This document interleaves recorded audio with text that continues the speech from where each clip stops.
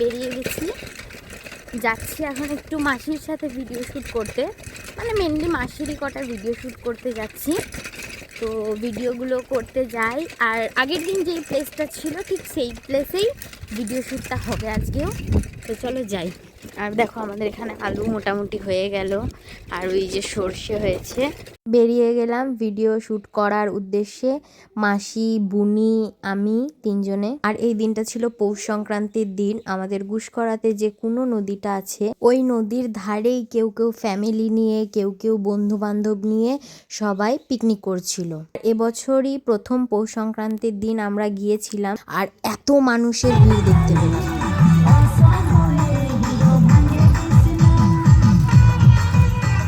আমি বেশ খুশি, একটা গ্রুপ এত সুন্দর সুন্দর গান চালাচ্ছিল, আর সেগুলোর তালে তালে আমিও ঢিকচাক ঢিকচাক করছিলাম।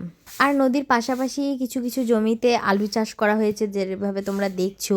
আর দেখো ঠিক কতটা পরিমাণে ভিড় হয়েছিল সেদিন পিকনিকের জন্য। আমার সাথে আমার মাসি গেছিল, ও খালি আফসোস করছিল, ইস যদি আমরাও যেতাম আগে জানলে। কিন্তু আমরা তো গিয়েছিলাম বিকেল বেলা, তো আর সম্ভব ছিল না। তাই মাসির একটু মনটা খারাপ হয়ে গেছিল, আর ওর কষ্ট হচ্ছিল দেখে আমি আর সহ্য করতে পারলাম না বলে আমি কেঁদে দিলাম।